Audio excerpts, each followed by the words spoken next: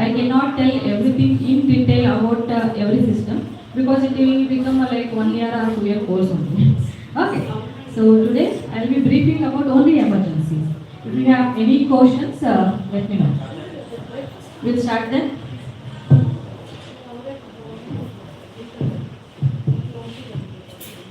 So before starting session, I would like to remember my guru. Is Dr. Ishwar Chandra Nanduri.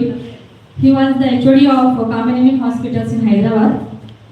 Okay, he is still alive and very much healthy. Okay, he is in Yashoda Hospital now. He is the HOD of Radiology department in Yashoda Hospital. He is the person who taught me actually what clinical radiology is. Okay, we can read from books and all, but there will be one guru or one person who will teach you what actually you are doing. Okay, he is such kind of a person. He still advised me to read what and all, and whatever queries I have, I approach him. He is such a busy person. He still takes my call and messages, and he answers all my doubts. Okay, there will be such person in your life also, I think. Huh? My second guru, especially post PG, I have learned a lot from Google. Especially recent advances. During our post-graduation, internet was like a very costly and paid item. Now it is free. Okay. Other than my teachers, I have learned a lot from Google. I have a huge respect for that Google. He or she, maybe she. I want to conduct some tests. So you have a pad and pen. Write your diagnosis. No, don't tell. Write your diagnosis. In the end, I will ask. Write your diagnosis.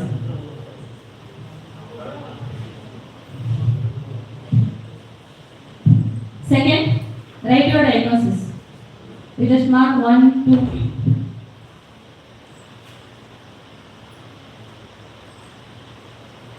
Third one, write down your diagnosis.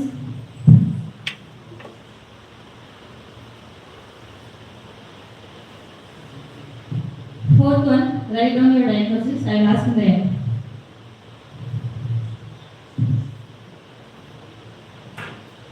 No group studies. Fifth one.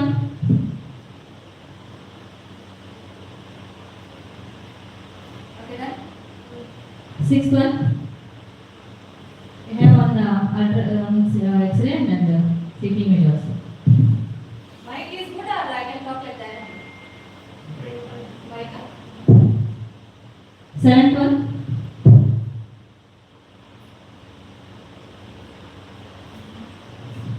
Okay.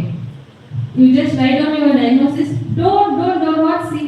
Don't see. We'll see who has marked. You want to off the light? I think they have single switch for both fan and light. You won't get fan also. Is it okay? Okay.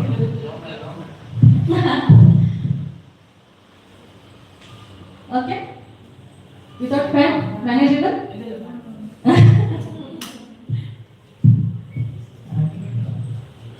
I will give my PPT, don't worry. If you are really enthusiastic. Okay, what are the imaging tools we have? This is the X-ray. Okay, I have a pointer now. This is the X-ray machine. This is CP, what we have in a government hospital. The similar machine looks similar, CP and MRI. This is the MRI gantry. This is our famous magic box, ultrasound machine. As I told you before, today I am dealing with only emergencies from head to toe. Okay? So, what is this? We can now tell. Don't write down. What is this? Anybody? This is a chest X-ray AP. Why AP? This is ICU patient. You can see endotracheal tube, ECG leads. This is the what? This is anesthesia. These are ECG leads. This is the endotracheal tube. This is the central line. And what is this? Yes. No. I will tell it is as pulmonary edema. Any difference? First lesson in any diagnosis in imaging or interpreting in any X-ray, CT, MRI, first always ask for history. Without history, if you diagnose very rare things also, they will be very rare. Okay? Without history, do not interpret any imaging. This can be ARDS also, this can be pulmonary edema also. How that? Correct? So, what I wanted to tell you is, many people send cases to me just writing scan for abdomen. I know how to scan for abdomen. What is your diagnosis? What you are suspecting? What are the lab is what you are suspecting? I don't know the patient history. Patient behave like as if I am torturing them. Okay, they don't tell full history to me. Because they will be with me for 5 to 10 seconds per scan. They won't tell anything properly. You know already the full story. You know. Just in a brief, you write down your differential diagnosis. I am sending ultrasound for this baby or this female or male. We are suspecting this might be this, maybe pancreatitis, or patient had some surgical history, whatever history you have. Just a brief with differential, if you do, it will be a better for the radiologist to do a better job with that history. Always, always, always, first history, then your diagnosis with the imaging. That is what is clinical radiology. The same. Do not interpret any imaging without clinical history. So I will start with CNS emergencies. There will be many, when you attend the casualties, there will be many skull fractures, hemorrhages, infarction, and spinal trauma. So when you suspect skull fracture, what you want to order? A skull X-ray, AP and lateral view, and you have the facility of CT. Okay, utilize the CT. CT is good at detecting any fracture. Who is it? Come on, girls. Charles? His father is Charles. Come on. His Prince Williams. Okay. He is a royal. He belongs to royal family. We don't accept his behavior, right? But actually, he is innocent. It was photographer's fault. So, what I want to tell is, always order AP as well as lateral view. Okay? Do not go and diagnose in a single view. You will be wrong in 50% of the cases. If only first film was shown, he would have been like, Now you see, so innocent. Now that? What? Right, you know? Okay. This is same. Again, when you suspect skull fracture, this is the AP and the lateral view. This is the AP view of the skull. It is showing the depressed fracture. Okay. This is the lateral view. Here we have a linear fracture. In this X-ray, you should also be careful about the sutures. You should not mistake sutures from fractures. CT is always better in diagnosing fractures. This is the axial view. This is the bone window. This is coronal view. Again, bone window. Okay. In a CT, we have a facility of bone window, lung window, mediastinal window, or soft tissue window. So whenever you suspect fracture, always ask for bone window. What is this? Previously I showed this is CT same. This is bone window. Okay. This is the mediastinal window or soft tissue window you can call. This is again the bone. This black is this is A. So what is this? Diagnosis? Pneumocephalus. This is called Mount Fuji sign. They look like mountains. This is tension pneumocephalus. Okay, whenever you see A within the cerebral cavity, this is pneumocephalus. When you see this Mount Fuji sign, it is tension pneumocephalus. Hemorrhages. Hemorrhages can be traumatic and non-traumatic. Okay. So these are the extradural hemorrhages. Hemorrhage will always look bright on CT, white. Actually, it is called what? Radio? Opaque or dense? Opaque is in X-ray. Dense is in CT. Echoic in ultrasound. Intensity in MRI. Just a little bit changes. So these are hyperdense, biconvex shaped lesions. extra-axial. Extra-axial means it is outside the brain tissue. Okay? These are the extradural hemorrhage. This is the axial view of the brain. This is coronal view of the brain. It's showing hyperdense collection in the extra-axial area. We measure the HU units. HU unit of bleed will be around 80-100. If it is calcification, it will be around 500,000 and all. Okay? This is again the hemorrhage. This is subdural hemorrhage. Okay? This is crescent shape. This is causing mild pressure effect over the ipsilateral lateral ventricle. Okay? We can remember like this. Extradural or epidural hemorrhages, they look like lemon shape, biconvex. Okay? Whereas subdural hematomas, they look like banana, crescent shape. What is the importance of bleed? Every bleed won't cause any problem. When it will cause problem? Whenever there is pressure effect. Unless there is no pressure effect, surgeons won't do anything. Okay? Pressure effect on ventricles or midline shift or over the posterior cerebellum. Whenever there is pressure effect from any tumor also. If the tumor is not causing any pressure effect, they will relax. They won't take for any emergency surgery. They will wait. But whenever there is pressure effect, there are high chance that there can be brain herniation. Okay, it's an indication for immediate intervention. These are again post-traumatic hemorrhagic contusions. There can be non-hemorrhagic contusions also. If you see hyperdense lesions, these are hemorrhagic contusions. Non-hemorrhagic contusions will be black. Non-traumatic hemorrhages. This is the subarachnoid space, base of the brain. Okay? These are all Sylvian fissures, base of the brain. When you see these hyperdense linear areas, these are the subarachnoid bleeds. This is within the bleed within the ventricles.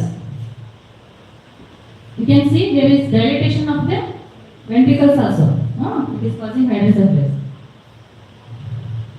So non-traumatic ACNS emergencies are, you can ask for CT scan of the brain, and if you have time and facility and the patient is not unstable, you can go ahead with MRI, especially with diffusion weighted imaging. If the patient is in emergency, if you don't have time to do all the sequences, just ask for diffusion weighted imaging. This is a CT scan showing large area of hypodensity on left side. This is another patient showing large area of hypodensity on right side. These are the large MCA territory infarcts. Infarcts which I see like this. These are the acute infarcts, not the chronic one. Acute infarcts look like this. Okay? What is this sign? I have written dense MCA sign. This is plain CT. We have not given any contrast because the MCA head has thrombosis within it. It has become bright. Okay? So if it is an indirect sign that sometimes what we see only this. We don't see any infarct only. That means it's a hyperacute infarct. Even patient will be having some symptoms. We have done CT and there is no actually infarcted area, but we are seeing dense MCA sign. If you repeat the scan within half an hour or 1 hour, you will see infarct. We have seen such cases. So, the dense MCA sign is a indirect sign for the infarct. This is the MRI imaging. This is a T1, this is T2, and a FLAIR imaging. Okay, this has come in between. I have written here. This is T1. The infarct look hypo. In T2, they look hyperintense, and in FLAIR, they look hyperintense. You don't get physics of this. What looks like what is a different topic. What I want to show is diffusion weighted imaging. This is DWI is the best modality for any infarcts. Okay, it will detect all acute infarcts. In diffusion weighted imaging, the infarcts look bright.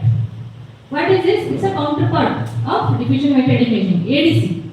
ADC in this diffusion coefficient, call it as diffusion coefficient, bright, they will invert into black. If it is acute, okay, you can measure the value also of this in the machine.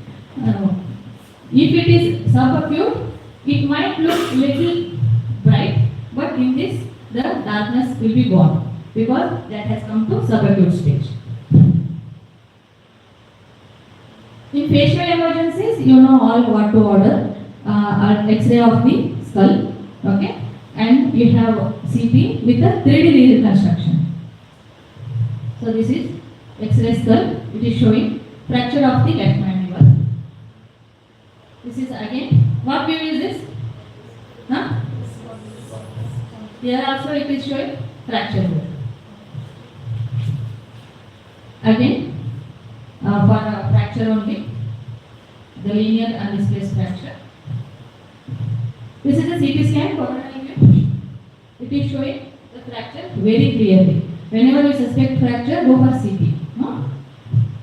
This is again fracture here. So it is 3D reconstructed view. Technician can do this, okay? So if you ask for the 3D reconstruction, you can clearly visualize where is the fracture. Again, these are all reconstructed views. For orbital injuries, same thing. Order CT, PNS. Okay, don't order brain. You should ask for PNS view. PNS CT. Okay. What kind of fracture is this? Huh? During boxing, usually they get. This is dangerous. Herniation of the orbital tissue into the maxillary sinus. Blown out fracture, something they call. Here again the fractures here. Again same thing, really reconstructed. You can see the fractures very clearly. The frontal sinuses. What is this place? Anybody visited? You are in Haveli, come on. These are the tourist places of in and around Haveli. You have not been to any place in Haveli. It's been 2 years, I think, some people. ನೀವು ಇಲ್ಲದೆ ಮಜಾ ಬಾಡ ಅರಮನೆ ಕನಕದಾಸನ ಊರು ಜನ್ಮ his birthplace. Kanakadasa, you know? Anybody? It's his birthplace, Bada. It's around 35 kilometers from Haveri. You can go and visit this palace. He was not born in the palace because he is popular. They have created one palace in Bada.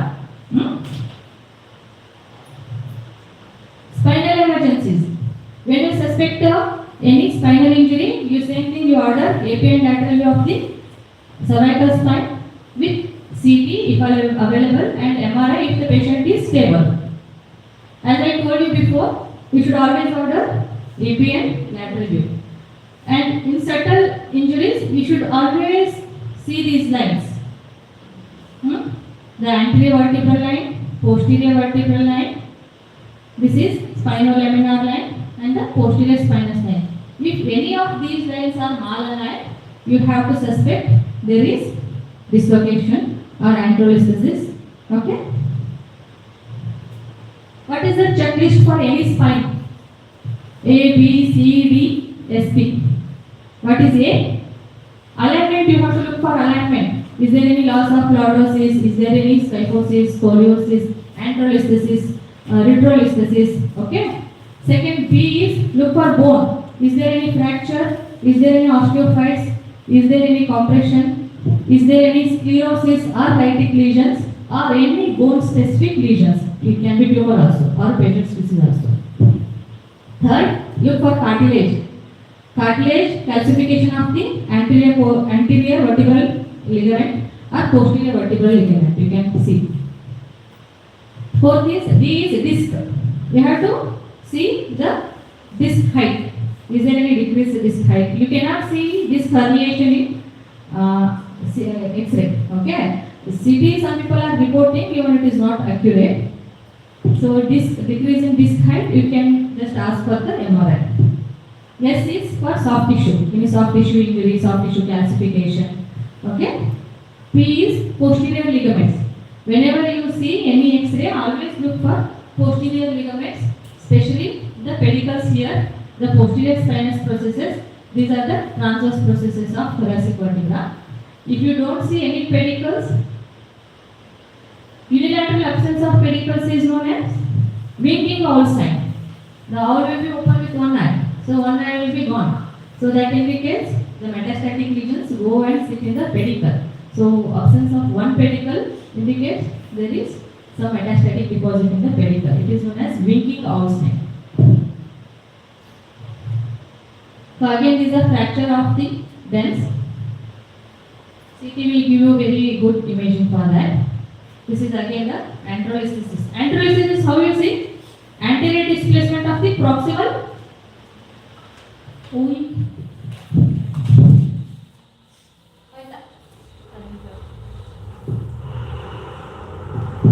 Anterolisthesis, you should always see the proximal segment. Accordingly, you have to tell. It is not the distal segment not has one posterior. It is the proximal segment which has come anterior. It is an anterior anterolisthesis. Okay?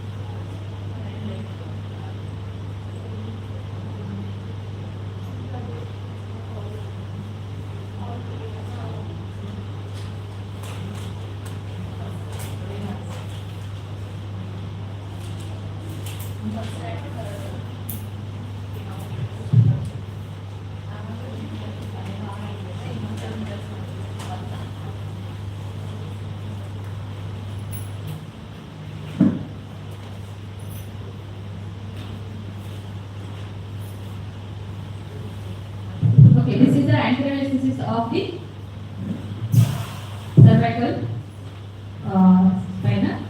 I can see one more finding here. I don't think you people know, because you might be knowing, but it is the new for you. See, you cannot tell as such. See, this is the what? Huh? This is fine. Okay. Why this is right here in between? I have not drawn any line there.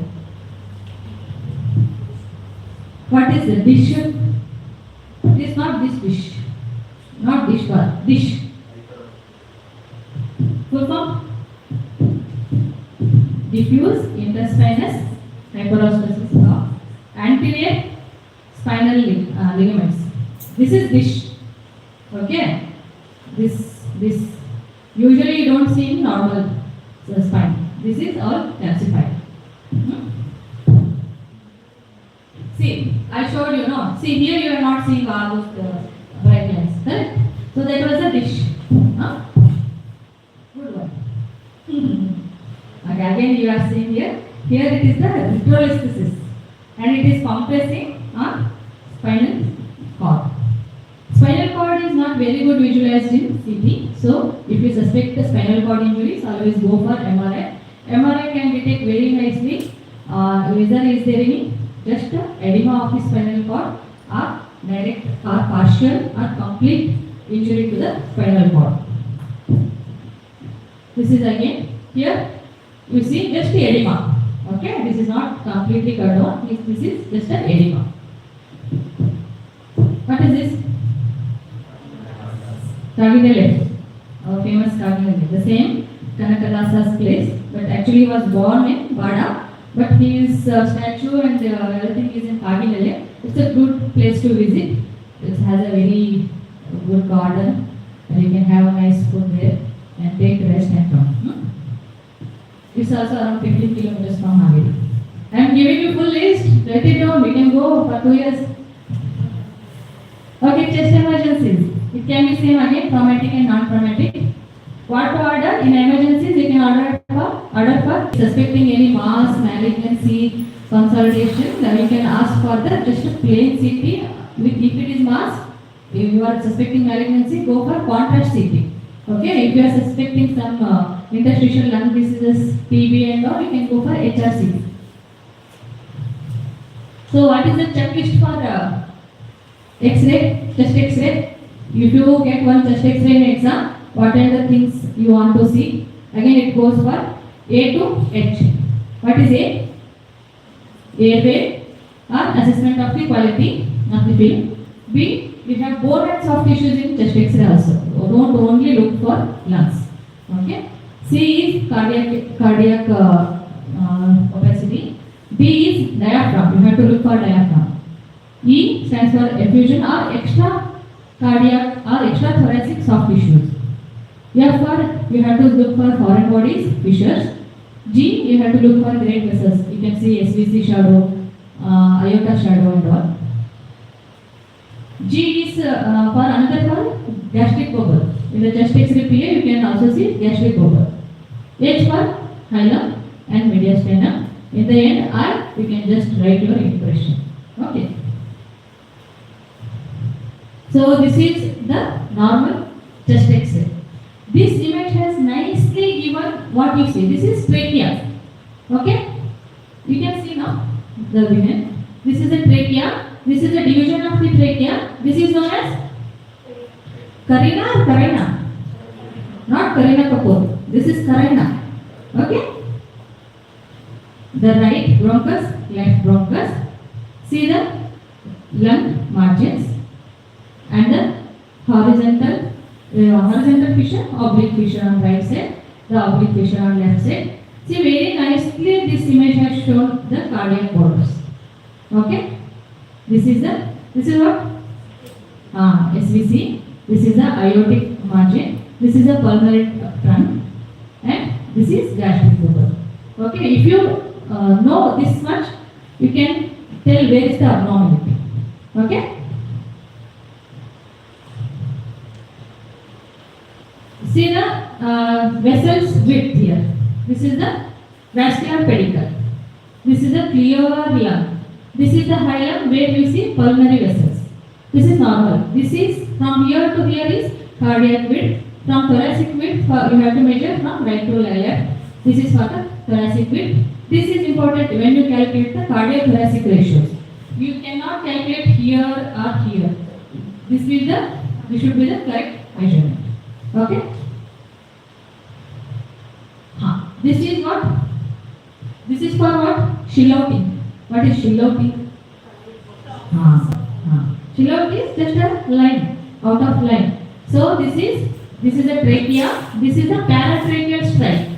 This is a paratracheal stripe. This is where your superior vena cava will come. Okay? This is hilar border, right atrium. Again, this is brachiocephalic trunk. Okay, left paratracheal stripe. This is the arch of the aorta, or we can call it as aortic knuckle. This is pulmonary vein, main pulmonary artery. Okay, these are the hilum. This is again left ventricle. This is what? Pericardial fat pad. This is not abnormal. This is normal. Many of us will have. Okay, this is not any abnormal opacity. Why it is important? Why this image is important? If you see any opacity here, we have to suspect what? Right? Upper lobe lesions. Okay? If there is shillouting of superior vena cava border, then you have to suspect medium lobe lesions.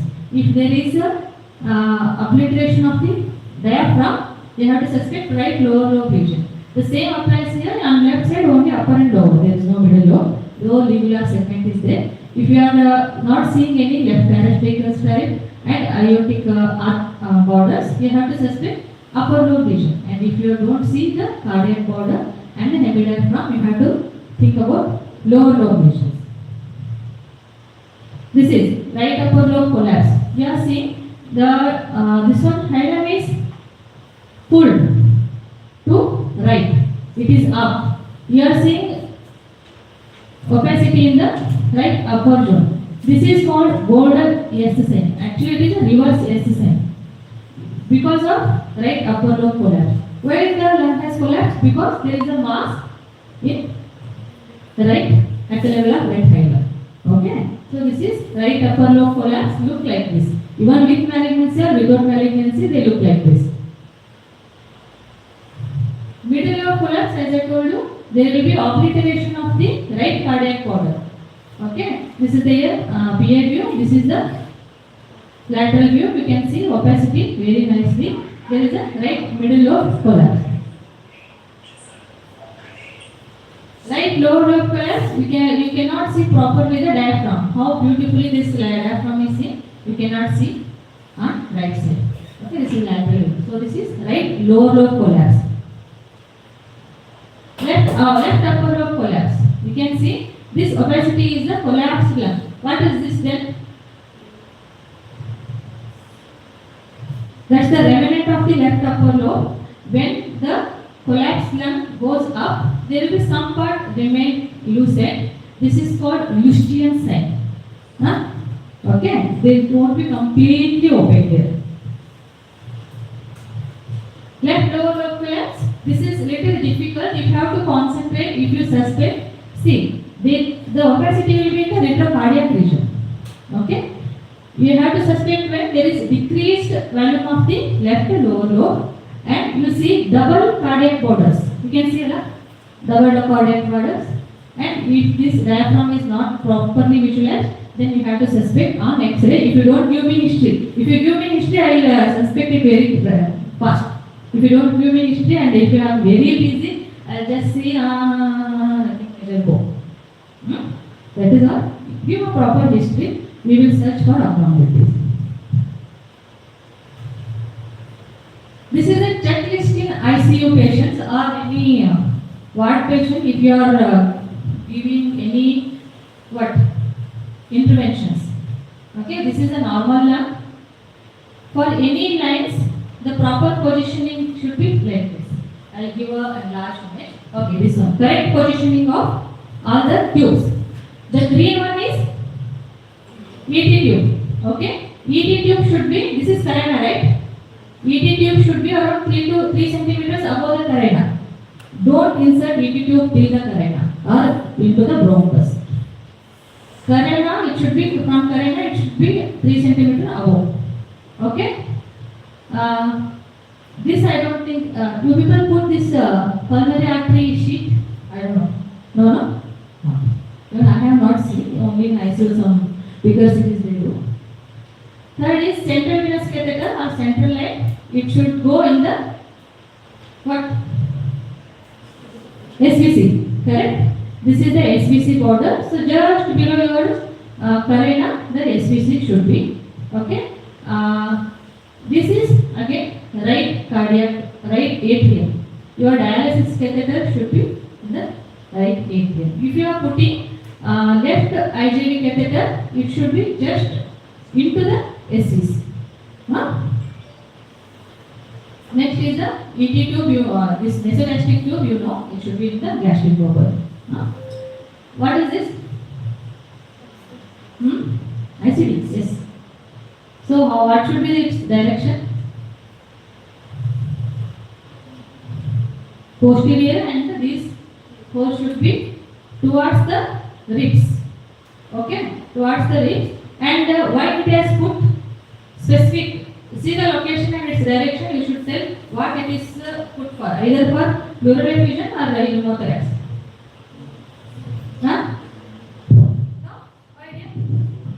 See the location. It is in the lower lobe, okay, lower side. And where your pleural effusion will collect?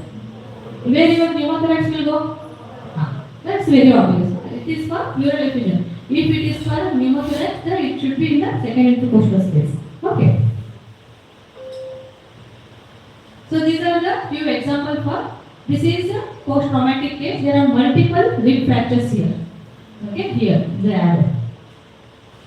This is all is surgical emphysema. There are lung confusions also.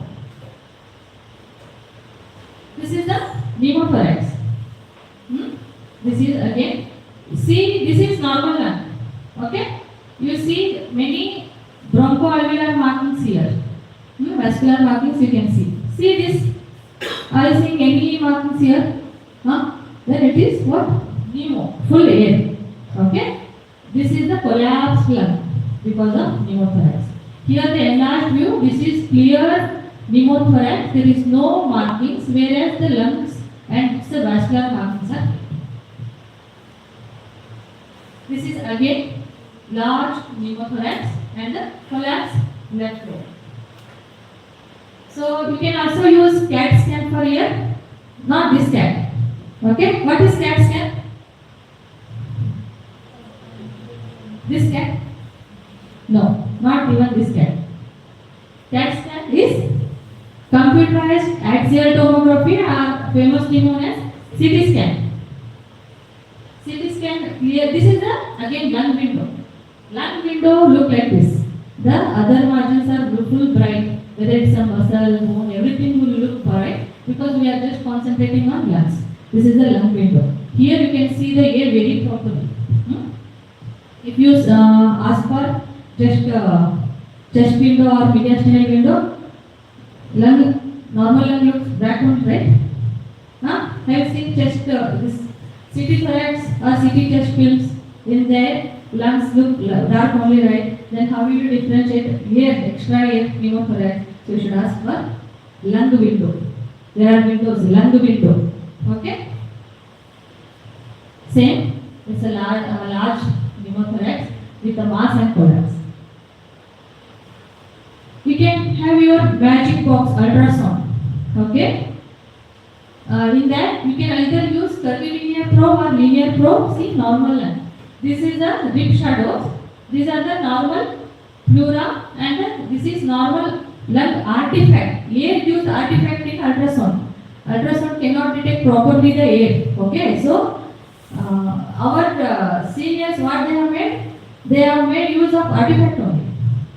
The air gives, normal air gives artifact. They have utilized it to say if the normal lung gives such artifact, in their absence, it is not a normal lung.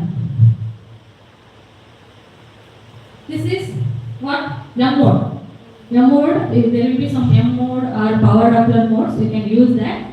And if you put this M mode on pleura or lung, what you see is 3 layers. This is soft tissue.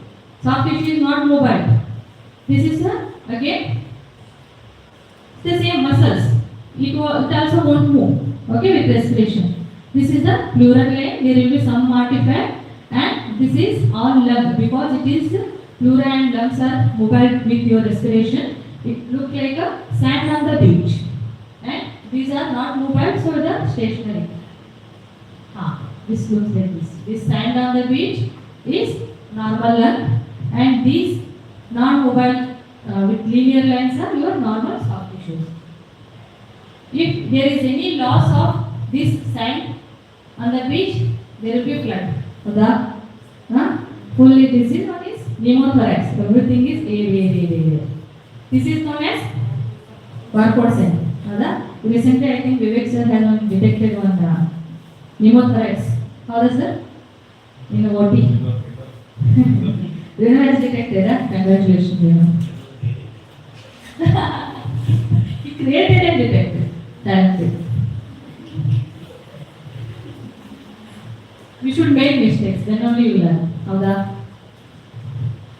Okay, these are the normal A lines. They are horizontal lines on ultrasound. Okay, if you don't see any normal A horizontal lines, and if you are seeing these vertical abnormal B lines, these are due to either pulmonary edema or pulmonary fibrosis.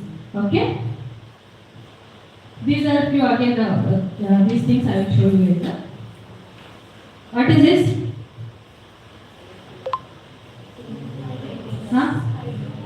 Hydropneumothorax. If it is only pneumo, it will outline the collapsed lung border. Because it is both hydro and pneumo, because of density, air is up, the fluid is down. It is creating one line here. Our HOD used to tell in the lung, if you see any clear border, either it should be a fluid border or diaphragm or pleura. It cannot be anything else. Okay? This is again the CT scan showing. This is again lung window. There is surgical emphysema. This is a hydropod. This is a pneumopod. That patient was standing. It was a standing X-ray. So air was in the upper lobes. This patient is lying on supine position. So air has gone anterior and fluid is in the posterior part. In ultrasound, we can see fluid as dark. Okay, this is collapsed lung.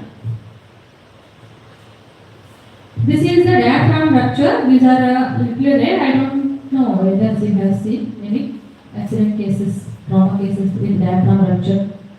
No? This you leave it for radiologists. No?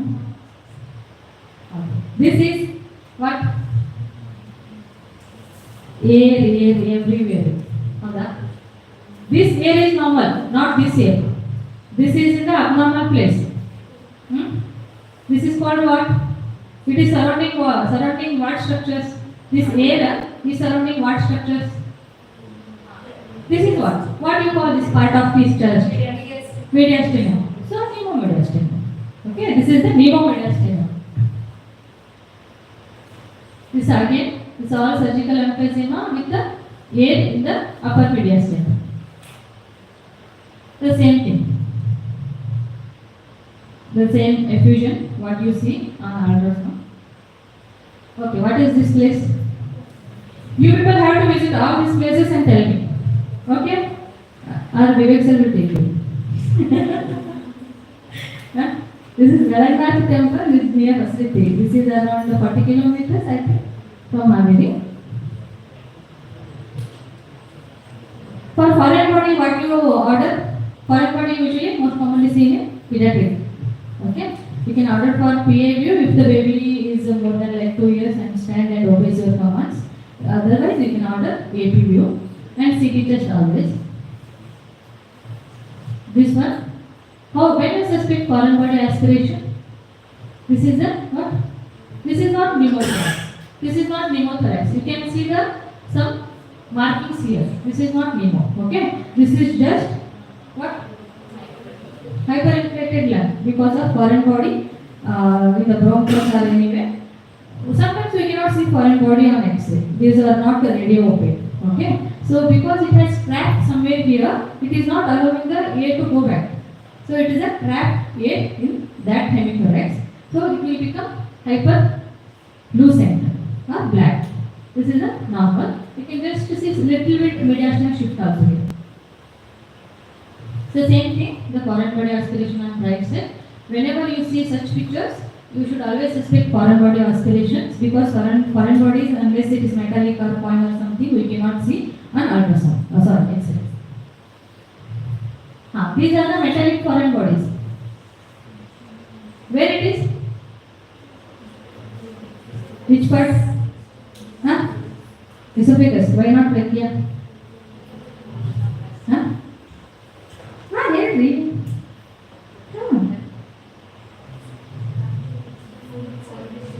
Trachea is not a collapsed structure, right? And esophagus is a collapsed structure.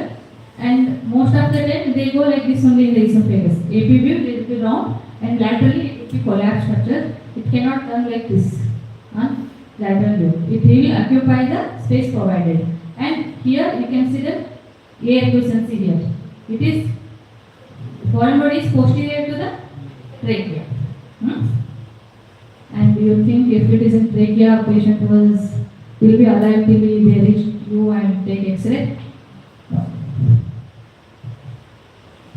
What is this? This is very famous in Haveri or somewhere else. Typical history I will give.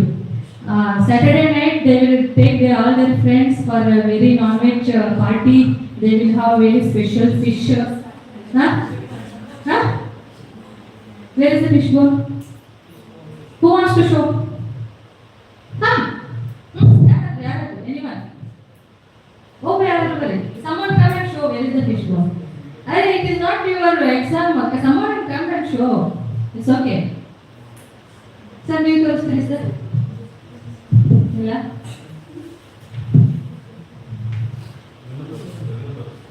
Come. Hey, you are fine. This one, no exam. You have completed exam, right? Huh? Come. ಬರ್ರಿ ಅಲ್ಲಿ ತೋರಿಸ್ಬೇಡ್ರಿ, ನಮ್ಗೆ ಸರಿ ಕಾಣಲ್ಲ. Taking full basis now. Come show where is the fishbone. Exactly. Very good. Very good. Very good. Very good. See, I have got some.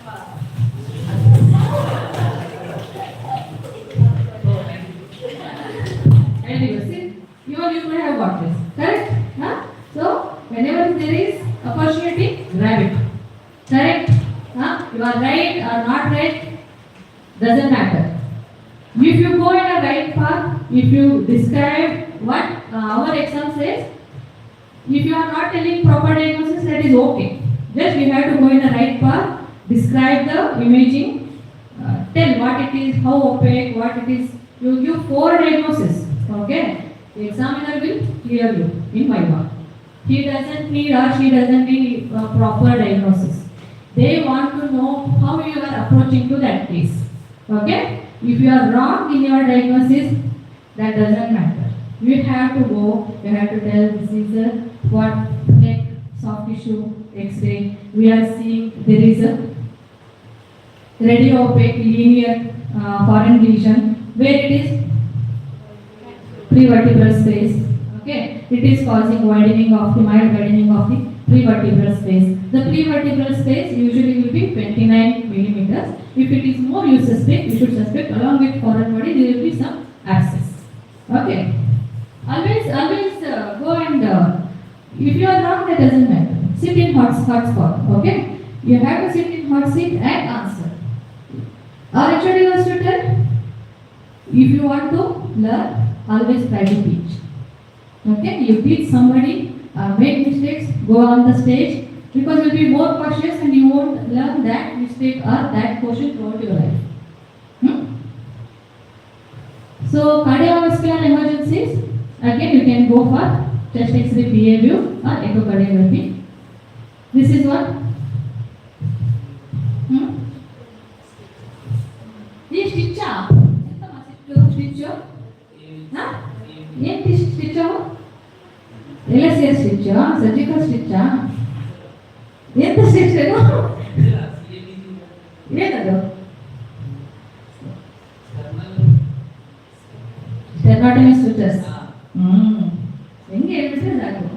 This is what you can see this fellow is mildly osteopenic elderly male or female female, there will be breast tissues here, shadows. Okay, these are memory shadows. So maybe a female, there is a elderly lady because there is the bones are little osteoporotic. You can see the aortic knuckle calcification. You won't see in young patients. Okay, this is a what elderly female maybe. You can see the sternotomy stitch. You can see what mitral valve, artificial mitral valve here. So it is post sternotomy of CABG patient. This is not a clear lung. I have shown you how clear lung looks. Okay, these are all septal thickening. What is this shape? They are like butterfly or bat wing. Bat wing. This is the classical bat wing appearance of the pulmonary edema. The indirect signs are there is wide cardiomegaly, all surgery. And what is this? It should be V-shaped, normal CP angle. This is called CP angle. Costophrenic angle. This is costo, this is phrenic, that is diaphragm. Costophrenic angle should be V-shaped. Here there is blunting or loss of the costophrenic angle, that indicates there is minimum pleural effusion. So pleural effusion, cardiomegaly, bat wing appearance of the opacity. This is pulmonary edema. This is what the previous patient, this one. You should see the prominent bronchovascular markings in the upper lobe. This is called cephalization. Cephalization of the vascular markings. This is the lung opacities, enlarged heart and this is opacity is in the postophrenic angle. This is classical pulmonary edema. Curly A lines, B lines, you know, no? These are all septal thickenings. Okay. The normal one, you won't see any thickening like this. These, if you see markings like this, these are the interstitial thickening.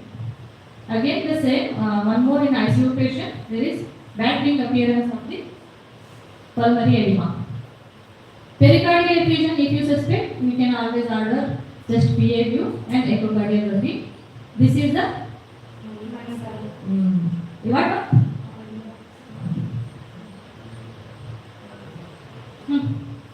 Again same pericardial effusion. These are again the prominent vascular markings, bilateral hilum. Usually hilum, you won't see cephalization. You won't see such big vessels in the hilum going into the upper lobes. Okay, this is the enlarged heart. You can see the opacities here. Again here effusion. This is ultrasound image which shows this is the cardiac and the large pericardial effusion. You don't need any echo probe only to visualize the heart. Okay, with the normal curvilinear probe also you can see heart very clearly. This is CT scan showing pericardial effusion. This is not always needed. Aortic dissection. When you suspect aortic dissection, always go for CT aortography. Not abdomen or chest with plane. You cannot detect anything on plane. Always order for aortography. Okay. So this is after giving contrast, you can see dissection in the descending aorta. There are classifications for dissection. There will be pseudolumen, true lumen. See the layer. Okay, this is why it is on contrast. The reconstructed views. This is the coronal view. This is the axial. See the aortic dissection. Very nicely seen. If you order only CT thorax, you cannot see.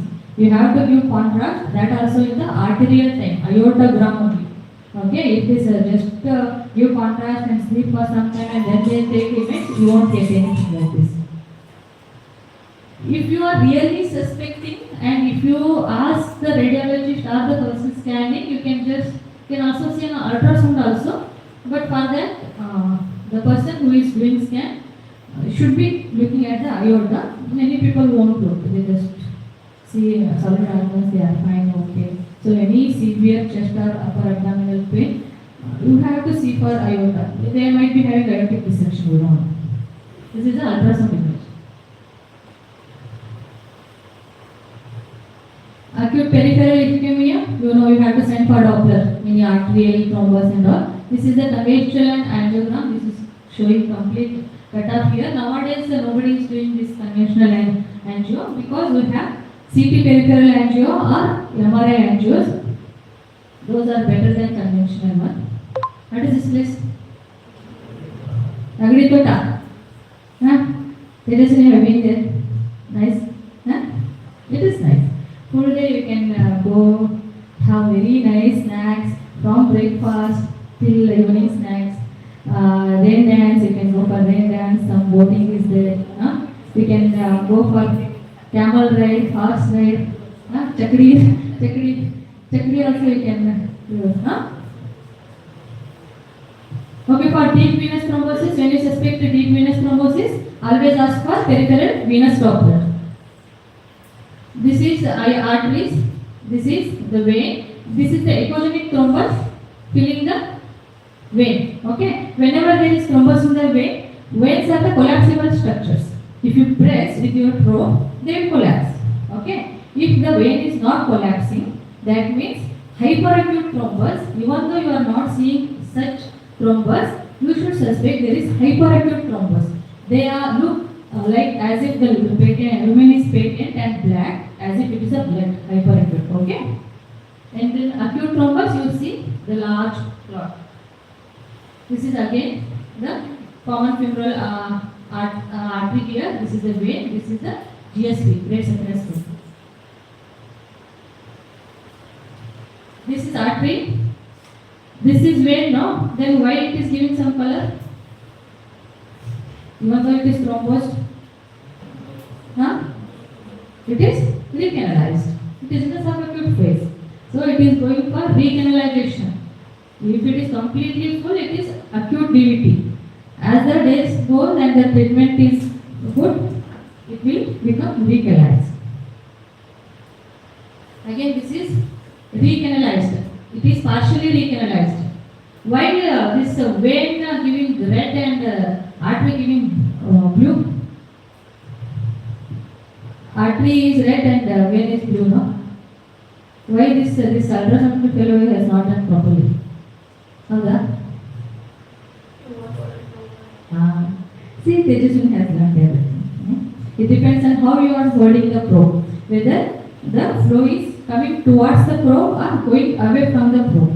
If the flow is coming towards the probe, then it will become red. And whether it is artery or vein, whatever, it will be red towards the probe.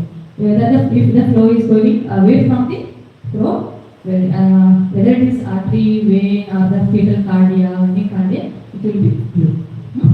Don't think red is always artery and blue is always vein. That was about DVT. This is for the arterial thrombosis. This is a very nice picture of division of common iliac arteries. These are all patent.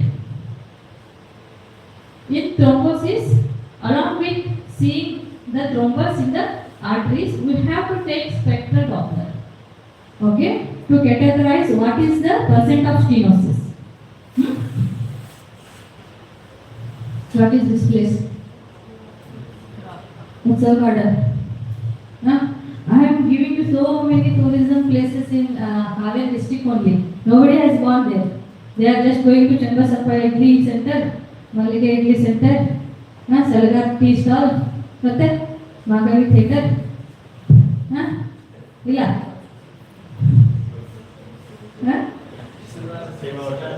Really? Shiva Residency. Oh, no, cancer to Belgrade. Oh, okay. Sir, हमने करवाना भी लगा sir. You can go here. No, it's a nice place. Okay, abdominal emergencies, obviously the trauma. Trauma RDA cases will come with abdominal trauma. It can be non-traumatic emergencies also. So what to order? The thing is, if you are in a casualty room and if you have a facility of ultrasound, go for fast. What is fast? Do a fast scan like this. No? Focus. Assessment of. Assessing sonography for trauma. What is E fast? Nowadays it's not only male, E male. Extended. Very good, you are fast. Okay, CT is always better, but okay, this is E fast. Previously, what you used to see is all these four quadrants: right upper, right lower, left lower, in the suprapubic region, above the urinary bladder, and the epigastric region. Nowadays, the extended is both the thorax and the heart. That also you should see. E fast.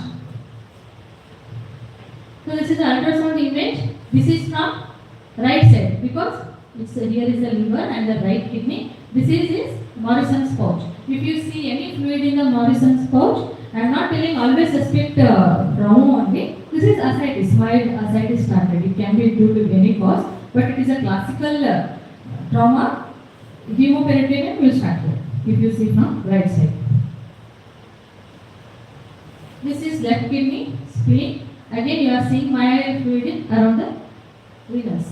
This is the ultrasound image. It is showing laceration. I don't think because you people are not doing ultrasound regularly, no, it is very difficult for you people to differentiate what the normal liver looks like and what the lacerations look like.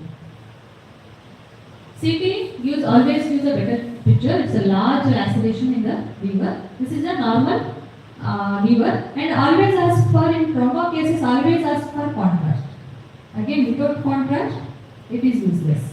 And many people say CT abdomen plain, CT abdomen plain. It is as if you are doing normal any X-ray of abdomen without giving contrast. Unless for renal calculate, it is not useful. Patient is in very much renal failure. Okay, we cannot give contrast. Don't send for just CT abdomen, CT abdomen, CT abdomen. It is waste. You are giving radiation, radiotherapy to your cancer to patient. Again, this is a large laceration in the liver. We have grades according to the sizes of liver laceration. This is spleen. This is stomach. This is liver. This is a splenic laceration. This is again splenic laceration. One, you should be careful about spleen because normal sinusites also look like this. Okay, not all this hypodense, this opacities are not always lacerations. Okay. This is pancreatic laceration, pancreatic injury. The renal injury looks like this. This is all lacerated left kidney and there is lot of blood there. This is again the left kidney is pushed anteriorly. There is a lot of collection behind in the perinephric space. There is lot of hematoma. This is again coronal view. See, when you give contrast, you see very nicely everything. If you don't give contrast, it is very difficult to differentiate. This is muscle, this is collection. How do you differentiate where it is? They both look similar. Always give contrast. One more place to go. But this I have not seen. I don't know peacocks are there or not. It's in Bangkok, only 20 kilometers from here. There? Peacocks are there? No.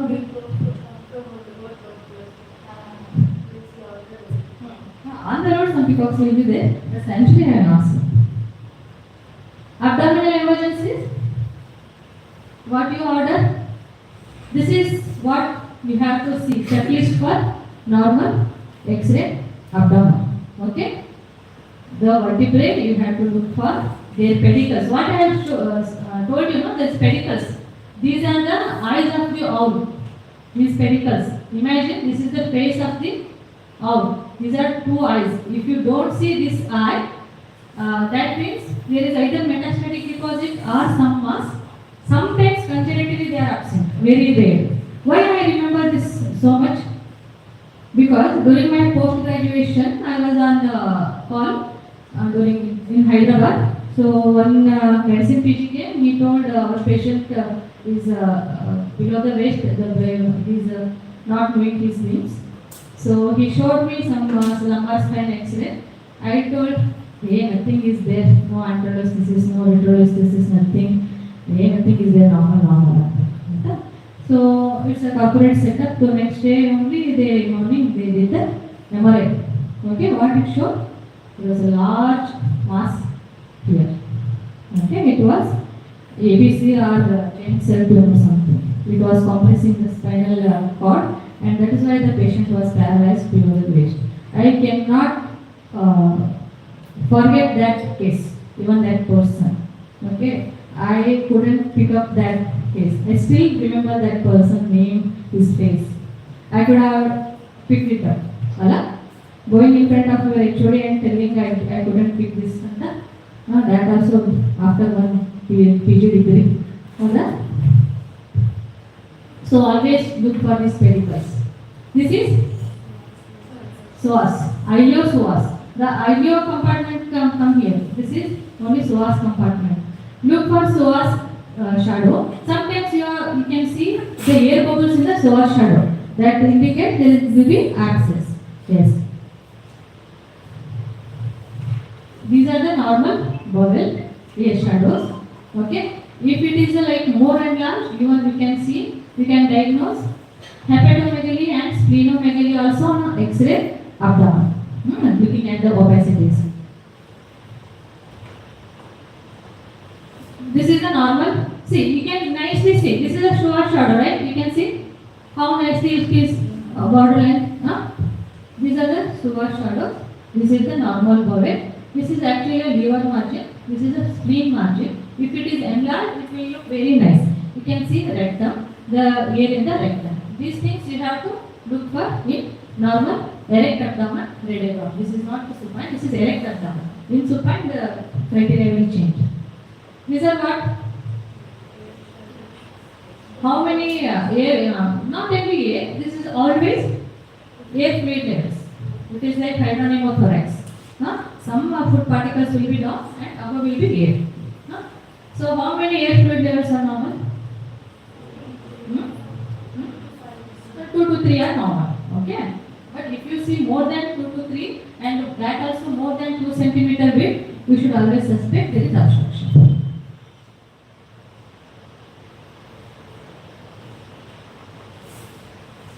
This is again the small bowel obstruction. This pattern they call it as step ladder pattern. One above the above, one above the above. They will be arranged in a step ladder pattern. See the step ladder. This again multiple air fluid levels. They will be arranged in a step ladder. This is distal small bowel obstruction. CT will give you why the obstruction is there. Why there is obstruction of the small bowel lobes. It can be strictures also. It can be mass. Okay. Here this is stricture. See the bowels pre and post. The narrow part is the stricture. This is what?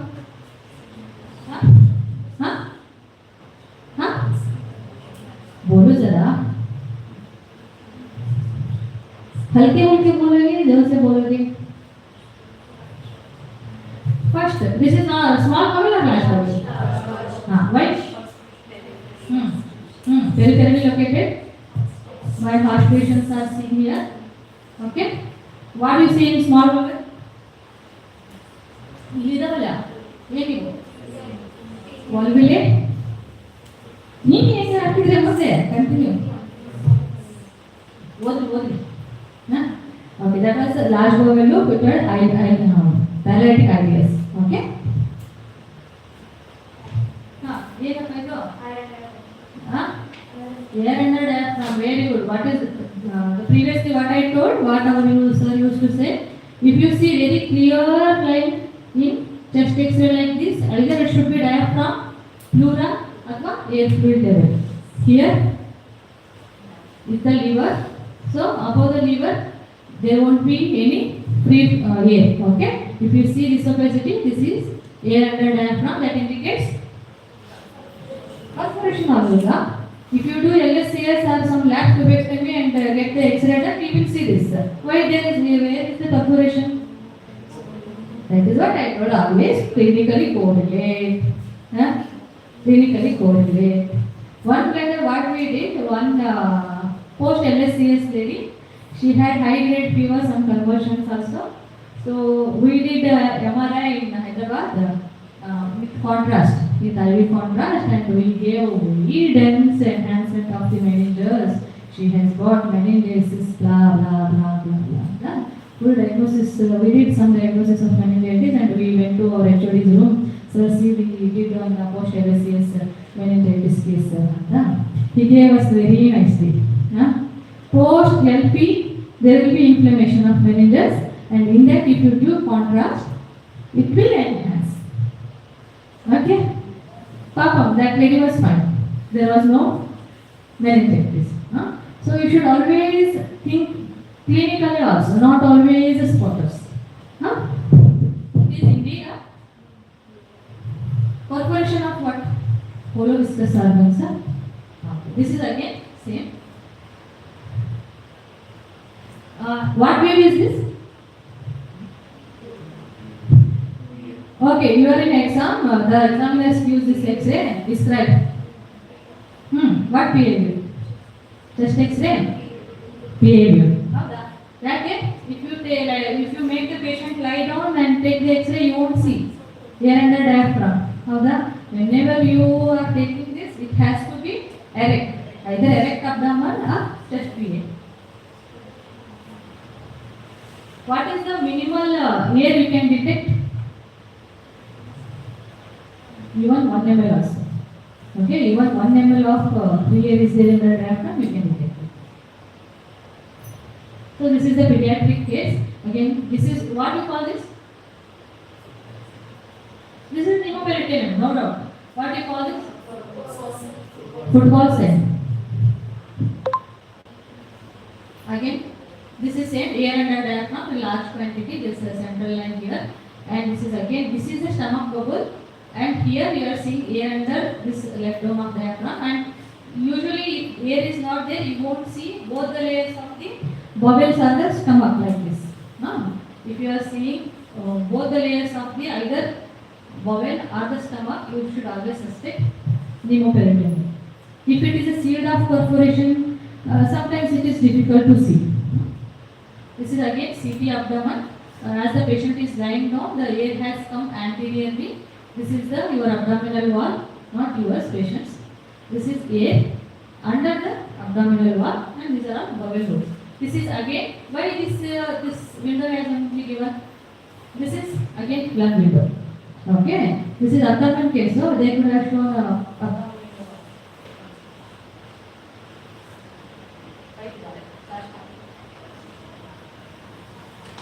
Battery down. Okay, this is the lung window showing very nice air and your abdominal wall. This is the abdominal window or the mediastinal window, soft tissue window. Here you can detect from where it is perforated. This is the duodenum. This is the stomach. First part of the duodenum. First part of the duodenum, it is showing there is a perforation. Again, the same. This they have made a little bone window because small air or these opacities you can see in bone window also. This is what?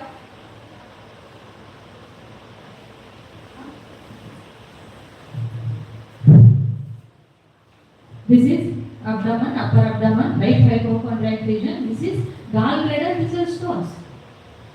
This is calcific vertebra. This is as bright as vertebra. This has to be stone. Okay? What is this?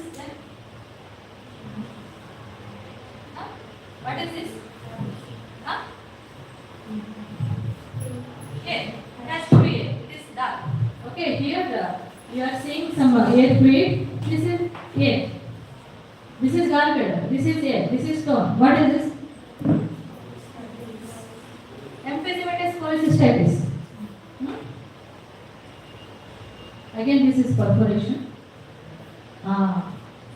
If anybody has not seen this, you have to go today only. Why? It is here only. Hey, yeah, George, you have not seen? You have to send me one photo with this. What is this? Who has created this? Artist. This is the art. Who is the artist? Jaganachari. What is the specialty of Jaganachari? He is not a government employee.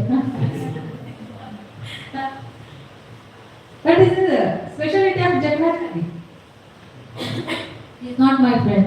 I have not seen him. No. There are so many temples all around Karnataka. Who is the artist is Jaganachari. I don't know whether it is true or not, but he used to create these temples overnight, it seems. Overnight he used to create this. I don't know whether it's true or false, but there are so many temples in Karnataka made by Jaganachari. They say overnight he used to build this. These are all how true it is, I don't know. Who has made Sri Rama also? Arun who? Your neighbor, Which Arun? Take his full name. He has done such a good job. See, whether you are Astika, Nastika, whatever it is. Idol, this one is very good. Very nicely he has done his work. What is his name?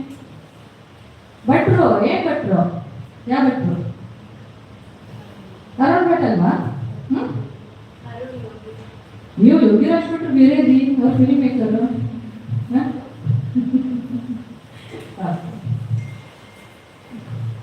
Abdominal emergencies, okay, you know, send for ultrasound, so send it to my scan center only. Okay, these are the ERCP images. Nowadays, because of availability of MRI and MRCP, this ERCP and conventional imaging is less than. These are all ERCP images. These are all bubbles are CVD stones. Because there are CVD stones, the IHPR, hepatic ducts, everything is dilated. This is what structure of the this maybe structure may not be stone. It is compressing it here. This is the CPD. This is at the junction just below the junction of the hepatic ducts. This is the proximal CPD. Again, this is what? This is MRCP. Okay, this is MRCP image. You don't need have to give touch the patient also. Without touching the patient, it will give very nice image of the all the biliary trees. This is what common by that. This is a stone or mass, whatever it is causing obstruction. So because it is obstructed, it is very much dilated, and you are seeing like a tree. Okay, this is the hilum. This is the right hepatic, left hepatic, IHPS, and what it is? Pancreatic duct. Okay, they have not given any contrast. Without giving contrast, very beautifully it will show. These are all ERCP images. See the normal pancreatic duct. This is mild dilated pancreatic duct. Again, grossly dilated. These less common nowadays. This is again the ERCP. It is showing a common bile duct and a pancreatic duct, and it's entering to where? What it is called? Ampoule of water. This is again cholecystitis. This is what? Pancreas.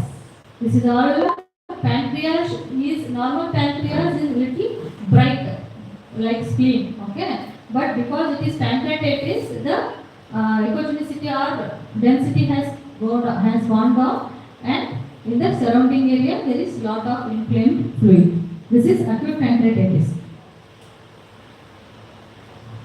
And in case of appendicitis, previously they used to take erect abdomen and they want to see any appendicular leak. Here in RIF you can see some opacity here. This is appendicular leak. Calculus it in the appendix. Not all cases of appendicitis will have this. So it is not of much use. This is a CT, again showing there is this is the appendix. Why you are not seeing it clearly? Because it is all necrosed, perforated. There is a lot of abscess around the appendix. Here is the appendicular vein. They are like stones only. This is the retrocecal appendix location. Okay. What should be the diameter of normal diameter of appendix? We usually write normal appendix appears normal, which is visualized. We don't ask them what is the measurement of that. Answer. 0.5 bar कमी है तो sir.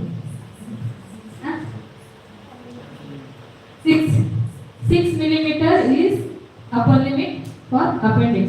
Even with 7 and 8 millimeters, some will be asymptomatic because there will be hypertrophy within the appendix. Okay. If it is inflamed, it will look like this. Okay. Thick walls. There will be periappendicular inflammation. There is small fluid also. Here measurement they have taken. This is not here. Okay. This is nice appendix on ultrasound. The same thing. What is this? This is ultrasound. This is a gallbladder. What is this? Stone. Why stone? What is this? Posterior acoustic shadowing. Anything which causes posterior acoustic shadowing, either it should be stone or metal, or if it is the shadowing is very less, then air lucencies. Even in abscess you can see. This is gallbladder edema. Normal up to 5 millimeters is normal. Anything more than 5 millimeter is edema, and it should be well distended gallbladder, not in a postprandial one. Postprandial, the gallbladder will contract and the walls look little thicker. This is again the diffuse gallbladder wall edema. I showed you before, air lucence is in the gallbladder. You are not seeing any stone, no? Then what it is? Huh? Type of cholecystitis.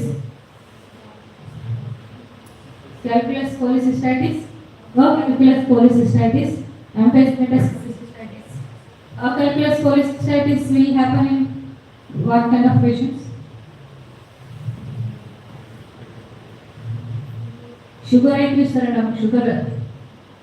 Diabetic patients are very prone to have calculus cholecystitis and emphysematous cholecystitis. They are dangerous one than calculus cholecystitis. These things you know, I think, whenever you suspect renal stones, nowadays most of the time you send it to ultrasound only.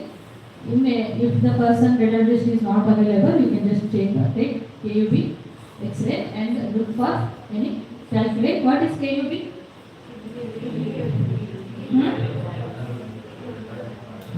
Kidney ureter bladder. In this, if you are suspecting ureteric stone or renal stone, there is no need to give contrast in CT. Okay, they look very nice without the contrast. See, they have not given any contrast to the bowel also. No oral contrast, no IV contrast. Still, the stone look very nice. What are these then? Symmetrical bilateral.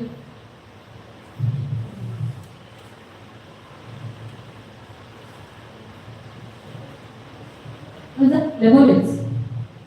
Even calcification within the veins, arterial calcification can look like ureter. So you should place the ureter first. You don't go for a like it is a ureteric stone because it is just behind the ureter. Okay, these are all levolates. Walls, this vessel walls will have calcific pocket in the wall in the elderly patient. So levolates can look like. What is fecal? It's a calcification within the bowel. Flavonoid in the vessel. Appendicular anywhere less is stones. So these are some post-traumatic cases where they have done ascending RGU ಅಥವಾ AGU ಅಂತಾರೆ retrograde ureterogram. They have installed the contrast here and the contrast has leaked out. That says there is a bladder rupture. This is again very irregular wall of the urinary bladder. See the ureter, contrast in the ureter. They have an RGU here. There is leakage of the contrast. This is CT cystogram they call. Because on the ureter they install the contrast and because there is a defect here, you are seeing full contrast outside the urinary bladder. What is this? Air. Why air has come? Because technician has not removed the air bubble from his syringe.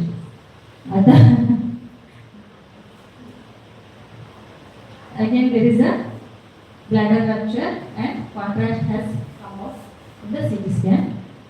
This is the ureteral rupture, so they have put contrast into the urethra and it has been blocked. Same stricture and the ureteral damage. So because of pressure effect, the all contrast is accumulated there.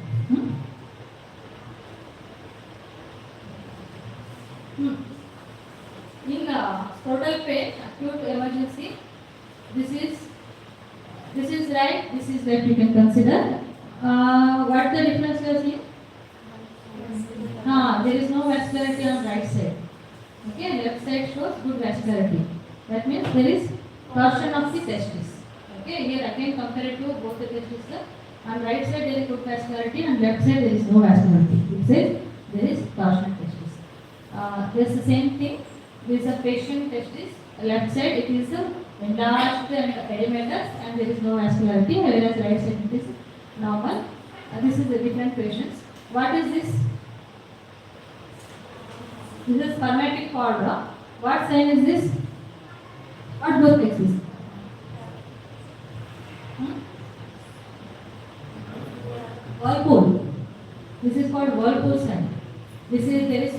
of the vessels in the spermatic cord. This is when you can't differentiate between the torsion or infective etiology, ultrasound will always guide you. This is actually epididymoarthritis. That is why the vascularity is too high. Okay, this is the normal vascularity of the other testis. See the vascularity, epididymo differentiate clinically what whether it is a torsion or it is epididymoarthritis. So ultrasound wise, if there is no vascularity, cordon that indicates there is torsion, and there is very hypervascular testis, that says it's a torsion testis. So in that torsion, because of cordon of the vascularity, the testis can go for formation of the abscess also. These are the segmental infarct in the testis. Here you can see, if you see like only this part, you say it is a normal testis, vascularity is there. But you forgot to see this. Here there is no vascularity. This is the segmental infarct. Okay, even patients can have segmental infarct and severe pain. If you are not seeing any torsion, then you have to look for any segmental infarct. So in gynecological emergencies, ultrasound is always better. So this is enlarged ovary with this is the enlarged ovary. It's a ovary. This is what is Whirlpool sign. In any torsion, ovarian torsion, testicular torsion, malrotation of the bed, everywhere you see Whirlpool sign. This is just twisting of the vessels. This is the enlarged ovary, and if you in the enlarged ovary, if you see these follicles peripherally arranged, then it is a follicular ring sign. That is very classical of torsion. Without putting this Doppler also, you can just suspect it's a torsion. So this is again the Whirlpool sign of twisted pedicle of the torsion of the ovary. What is the how enlarged is enlarged ovary? Normal size. Gynecological. 7 now. See, normal value 7. Up to 25, without any features of PCOD or torsion, it is normal. Up to 25 cc also, ovaries can be there, normal ovaries. Okay. Again the same, the twisted pedicle of the ovarian torsion. Obstetric emergencies, again the ultrasound. This is the uterus. This is the ectopic gestational sac. We have to do TVS scan to confirm always. Don't go for only abdominal scan, because I have seen many people giving ruptured follicle as ectopic gestations. Okay, you cannot differentiate between ectopic gestation and ruptured follicles only on abdominal scan. Always ask for TVS scan. This is the fetal pole within the gestational sac. In the ectopic gestation, there is no cardiac activity. This is what? It is intrauterine gestational sac, but it looks very big. By this time, the fetal pole should come. Okay, this is either anembryonic gestation, or if you are sure that the embryo has come but it has disappeared now, that means it's a non-viable gestation. The same thing, the subchorionic hemorrhage is an empty sac. This is the early pregnancy failure. What is this? This is a TVS scan in almost 6 or 7 months of pregnancy. This is the cervix. This is the placenta. So placenta is covering the internal walls. What you call this as? Placenta previa. It's an emergency. Okay. The same thing. It is a per abdomen. That was TVS scan. This is per abdomen scan. Here the placenta is not fully covering the internal walls, but it is around 1 centimeter, 16 millimeters, that is 1.5 centimeter above the internal walls. It's a low-lying placenta. This is again, the placenta is fully covering the, what it is, recently we had this kind of case. This is the placenta. This is myometrium urinary bladder wall, but I cannot tell which is myometrium and which is urinary bladder wall. Here, this is a placenta, this is myometrium, I can tell. Here, the serosa of the urinary bladder wall, this is the myometrium and this is the placenta. You can see this hypo, no? You can differentiate this. Serosa will be hypomyometrium and the placenta will be little hyper. You can differentiate these layers. Whereas, here, you cannot differentiate anything here. Why? Why you know they? You hematoma and vascular network. It is a accreta. Placenta has invaded the myometrium and serosal layer of the urinary bladder wall. See the police ball in the urinary bladder. This is the placenta accreta spectrum. This is what dangerously adherent placenta. This is what? This is placenta, but placenta should look very hyper echoic. What is the normal thickness of the placenta in any gestation? How many gynae is there? Yeah, it should be found to be gynae. What is the normal thickness of the placenta? You should tell me more. It should not exceed 6 centimeter. Okay? It should not exceed 6 centimeter. In the first trimester 2 centimeter, second trimester around 4 centimeter, and in third trimester it should not exceed 6 centimeter. Whereas this is very much thicker. Okay? Placenta. It can be placentomegaly also, but if you have a clinical history of very tense abdomen with the classical abruption features, this is the hyperacute stage of the abruption. This is again placenta, retroplacental collection. One is very large, thick placenta, that's a hyperacute stage. Second stage is the retroplacental collection. One more form of abruption is within the parenchyma of the placenta, you can see hematomas. These are the varieties of abruption. So for musculoskeletal, I don't think you need it. It is a very clear cut. No, all fractures will be very much clear cut. I think these are all not needed. You can ask for X-ray or CT. They will give you. This actually Anjan sir wanted to continue. How many pediatric PGs? Answer 6. So what is this? What imaging is this? ಇದು ಗ್ರೇನರ್ ರೀ, ಅದಕ್ಕೆ ಹೆಸರು ಹೇಳ್ರಿ. ನಾವು ಹುಡುಗಿಯರಲ್ಲಿ ನನ್ನ ಹೆಸರು ರೂಪಾರಿ ಹಂಗೆ ನ್ಯೂರೋಸೋನೋಗ್ರಾಮ್. This is a neurosonogram of the baby whose fontanelle is not closed. Okay, if the fontanelle is closed, we cannot see these images. So this is the grading of the HIE or what? HIE, correct? These are the grading of HIE. What is grade 1 HIE?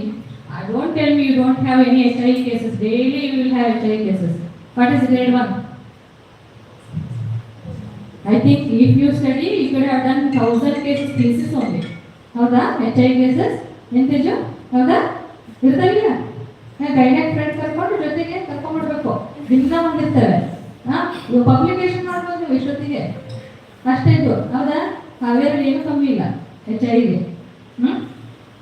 My own relatives had some 3 to 4 HIE cases. That is what I am telling you. Yes, grade 1 ಇರುತ್ತೆ. What will be there in grade 1? Yeah, given exam, right? Teju? They have not asked the? Okay, in grade 1 HIE, how HIE and entry? In grade 1 HIE, what you have to see in neurosonogram? You can use either linear probe or curvilinear probe, both. Okay, this is the linear probe. This is at the level of the anterior horns of the both lateral ventricle. This is a periventricular region. These are all the what is that? Sulci, gyre, what is that? These are the Sylvian fissure. This is the germinal matrix. In grade 1, this is a germinal matrix, chordothalamic groove. You see hyper echogenicity only restricted to chordothalamic groove or germinal matrix. What is grade 2? Grade 2 HIE, there will be intraventricular bleed. The bleed looks hyper on ultrasound. So they enter into the ventricles. Okay? These are again basal ganglia, the alveolar matrix, and there will be intraventricular extension also. This is grade 3. What is the difference between grade 2 and grade 3? In grade 2, the ventricles are not dilated. They are of normal size. Even though within the ventricles the blood is there, it has not caused any obstruction. Whereas in grade 3, the blood is within the ventricles and it has caused obstruction and caused hydrocephalus. Okay, that is grade 3. What is grade 4? It has come into the parenchyma also. This is the basal ganglia, this is the ventricles, bilateral basal ganglia, hemorrhages also you can see. This has very bad prognosis. What is this? I have written all everything. What is this? Huh? Double bubble sign. Correct? This is called double bubble sign. What bubble is this?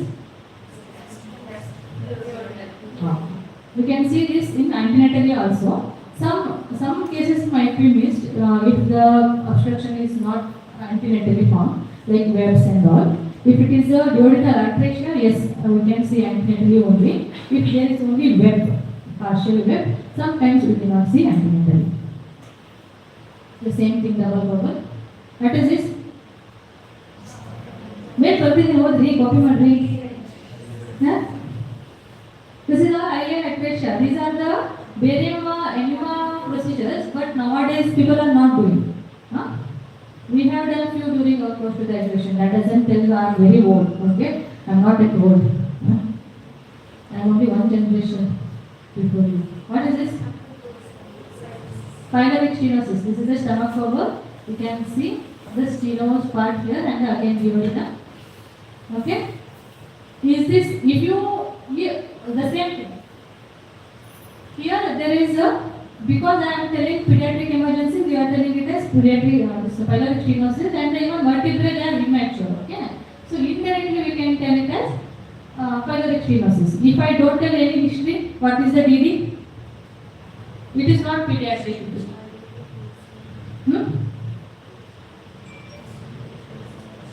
Sir, CS term, pyloric CA. If you do barium studies, they look similar. What is this? This is a famous, this one, apple core deformity, right? Apple core deformity. Because it is a pediatric case, I am not telling it is a CA. It is a pyloric stenosis. Otherwise, the same picture can be seen in adults with the CS stomach as apple core deformity. Nowadays, because of the ultrasound, we don't do barium studies. In ultrasound, I think I only have some 20 cases in 5 years. We can see very clearly pyloric stenosis. This is the pylorus muscle. The layers you can see now. This is the mucosa hypogenic. This is the muscular layer hypo. Again serosa. It will be bright. Okay. What is the criteria to diagnose it as pyloric stenosis? Normally also we see this. The length of the pyloric canal should be more than 15 to 17 mm. This is 22 mm. Okay. And the width of this muscle should be more than 4. This is 4.3. And this width should be more than 12 to 15. This is 15. So this indicates this is pyloric stenosis. But still, we have to do a dynamic study. We have to see the child during swallowing. Sometimes pyloric spasm can look like this. Pyloric spasm can look like this. And if you see the child during swallowing, whether that pylorus relaxes or not. Okay. Sometimes within millimeters they will be confusing. It can be just 17 millimeters, just 3.8 millimeters. Okay. So that time you have to see the child during swallowing. If there is just a pyloric spasm, this will get relieved. Whereas in pyloric stenosis, throughout the swallowing period, it looks like this whether the baby vomits or not. Okay. Pyloric stenosis, it will remain the same, whereas spasm, it will get relieved. The same thing. There are multiple signs are there, nipple sign, this shouldering sign, those things you don't need. That is this intussusception. Bowel within the bowel. These are again barium studies. What is this sign? I have never done this. That means these are all outdated. Nobody is doing barium studies. Because within the ultrasound only we can pick up within seconds. Bubble within the bubble. Okay, what are the parts of intersusception? What are the types of intersusception? Ideal. What is most common? What is the treatment? How do you mean? They don't open. It will be a baby. Yeah? They give hydrotherapy. Hydrotherapy. 1 or 2 sessions they give hydrotherapy. If it won't relieve they will take for surgery and they will take the length. If the length is more than 2 cm and the pre and post dilatic stenotic dilatations are there, it is indication for surgery. If there is no pre or post dilatation, so you can just wait and watch. Give antibiotics, probiotics and all, you can wait and watch. And one more thing, naturally also you can see some intersusception kind of things in normal people also, asymptomatic. But that length will be less than 1 cm and all. Usually we see lot of people. We give 12 hours or 24 hours review. So usually by that time it will be reviewed. What is this? What it look like? This classical I have not seen in my patients because same thing we are not doing this. Where you see this? Whirlpool, this is also whirlpool, same whirlpool. Volvulus. Okay? So this is the whirlpool sign. The twisted vessels around the major vessel. Okay? This is called whirlpool sign. Okay, thank you. Before the madam came, I think we shall lecture. What's the time now? Few people are still awake. They know? Okay, we finished at that time only. Okay, I'll just show you.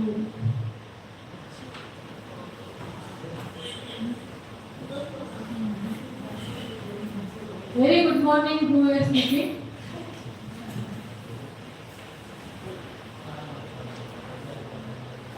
This is what ectopic pregnancy scan. This is the DBS scan.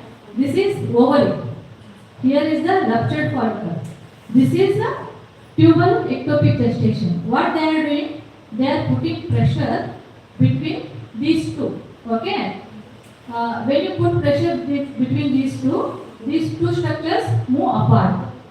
Ectopic gestation should go like this, and the ovary should go like this. If the structures are not moving away from each other, you cannot tell whether from which part it is coming from. This is called sliding sign. The ectopic gestation is moving above and this is going towards that side. Okay, that is called sliding sign.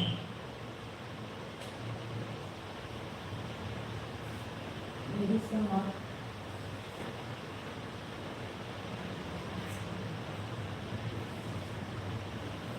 It is not minimizing my name, so you see.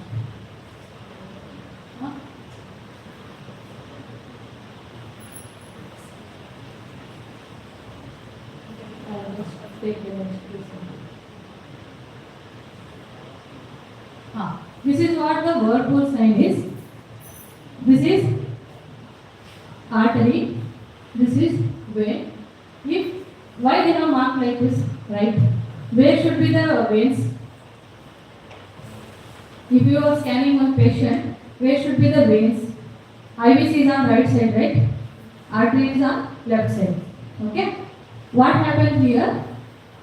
The SME is superior mesenteric vein is on left side and superior mesenteric artery is on right side because it has twisted. The pedicle has twisted. This is classically known as your whirlpool sign.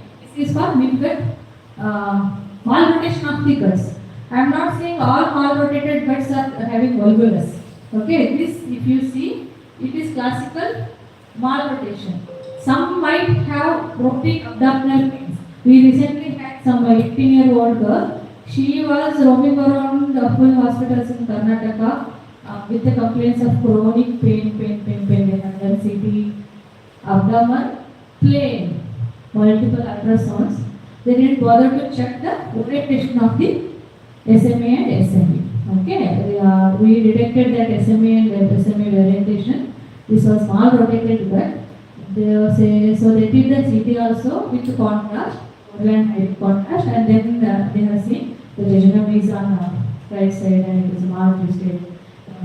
Appendix was on left side, everything. So pediatric surgeon, he fixed everything. He has done the fixation of the bowels so that the malrotation should not go for volvulus. If malrotation is there, that is okay. Patient won't be like sick. If the malrotation go for volvulus, that will be an emergency. We have seen one patient also who was like malrotation is there is no volvulus, we just wait and watch it, but ultimately he died in ischemia and recently I think he collapsed. He died. Continuous.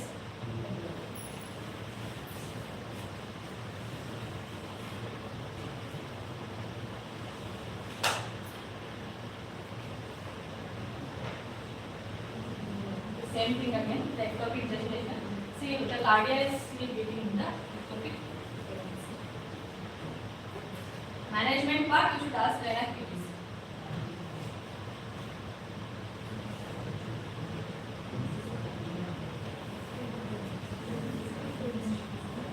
Okay, this is the ultrasound with the linear probe of thorax. These are all subcutaneous tissue, skin. These are the muscle layers. This is again the rib muscles and all. This is the pleura. This is called sliding sign. If the normal pleura, visceral and peritoneal pleura, visceral and peritoneal. If they are sliding, right? Okay. If they are sliding,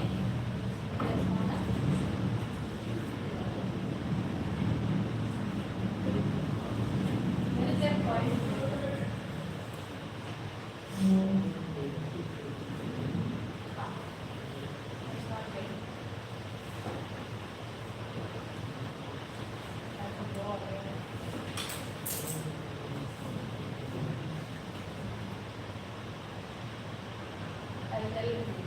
This is the normal pleura sliding against each other.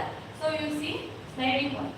Here you are not seeing any sliding of the pleura because here everything is occupied by the A. So this is the point between the normal sliding lung and the abnormal non-sliding lung. This is the lung point has 100% detectable detectability for pneumothorax and ultrasound.